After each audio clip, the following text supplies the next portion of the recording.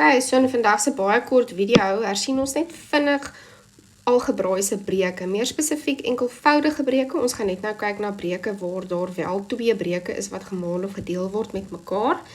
Maar vir die doel van deel 1 is dit by die eenvoudigste algebraïese breuke. Met ander woorde, dit lyk asof ons net een breuk het om mee te begin. Ek weet, leerders is baie geneig om te sê, juffrou, ek sien x² en x², so ek gaan hulle nou gaan doodkrap. Moet dit asseblief nie doen nie. So het ek nou in rooi geskryf. Onthou, jy mag slegs uitkanseleer as daar een term bo en een term onder is. So as ons ooit vir jou 'n vraag gee en daar staan vereenvoudig, dan is jou heel eerste vraag wat jy vir jouself vra, hoeveel terme het ek bo die lyn en hoeveel terme het ek onder die lyn? So op hierdie stadium, kom ons gebruik net gou tipe van 'n oranje.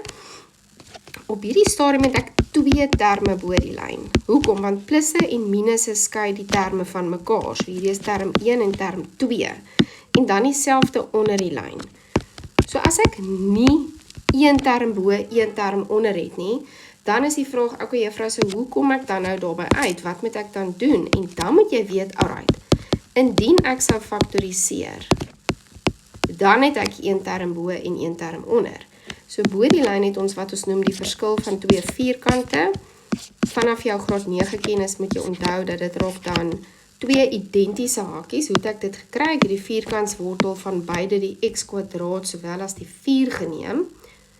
Dit in albei hakies gaan plaas en dan sit ek dan nou 'n plus in die een hakie en 'n minus in die ander hakie. Jy is welkom om eers die minus te sit en dan die plus, maar in die geval, dit is maar net gewoonte vir my. Onder die lyn het ek x² minus 2x. 'n Gemeene faktor daar sal wees x. So indien ek 'n x uithaal, wil ek amper sê van albei terme, dan bly daar oor x minus 2. Nou gaan jy weer en jy vra, okay, hoeveel terme het ek nou bo die lyn en hoeveel terme het ek onder die lyn?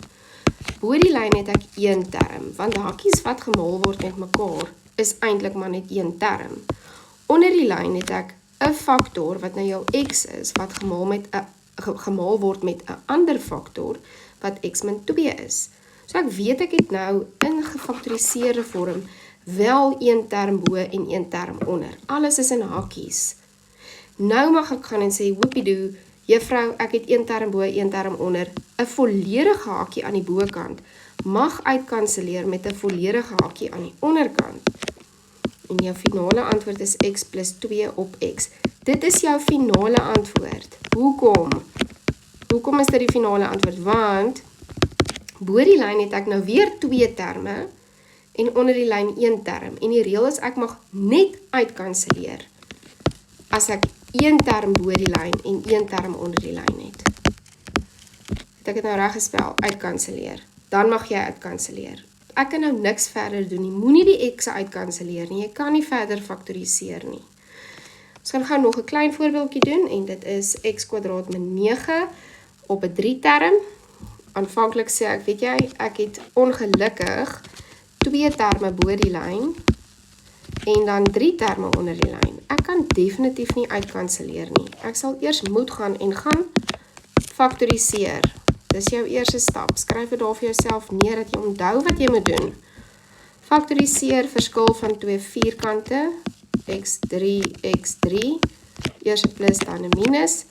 Onder die lyn het jy dan nou 'n 3 term, jy kan dit op jou wit Casio sakrekenaar faktoriseer, of jy kan my metode gebruik uit my vorige 3 term faktorisering video.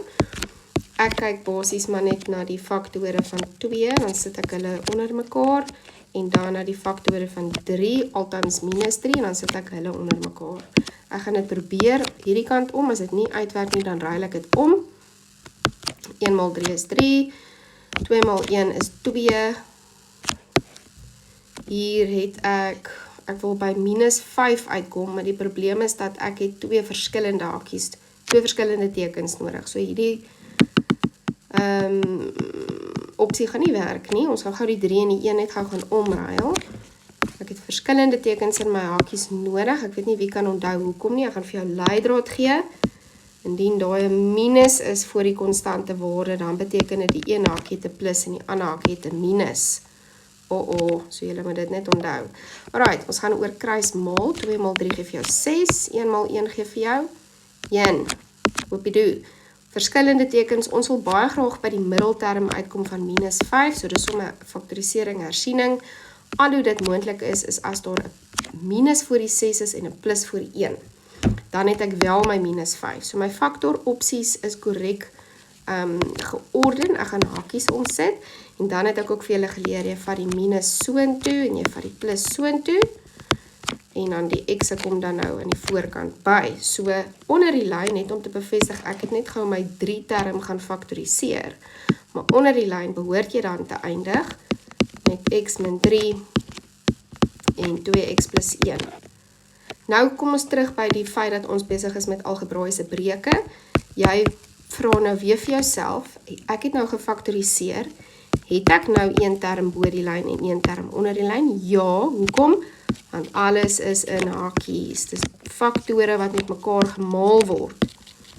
Ok, so daai hakies wat so teen mekaar is, hulle sê vir jou, jy het 1 term bo, 1 term onder, dit maak ons baie gelukkig, hoekom? Want nou beteken dit uitkanseleer. 'n volle hakie aan die bokant mag uitkanseleer met 'n volle hakie aan die onderkant. En die gevolg hier is dat jy het x plus 3 bo die lyn, 2x plus 1 onder die lyn. Jy vra vir jouself, kan ek my antwoord so los? Is ek klaar? Ja, dit is jou finale antwoord. Hoekom is dit jou finale antwoord? Want jy kan nie weer faktoriseer nie, jy kan nie uitkanseleer nie, want jy het 2 terme bo die lyn en 2 terme onder die lyn.